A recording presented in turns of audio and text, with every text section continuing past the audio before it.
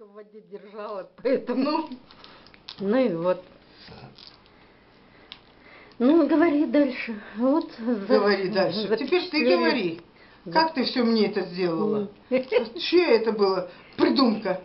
Взять и мои гелевые ногти сушить в новых сушилках. Называется прищепки. Если вы такое еще не видели, то, пожалуйста, обращайтесь по телефону, который мы вам дадим. Как сушить гелевые ногти без ультрафиолета?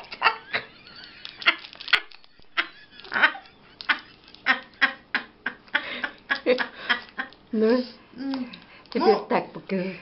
Но продолжение вы увидите завтра. Так как завтра мы посмотрим, какие же у нас будут ногти. О, с 8 марта всех.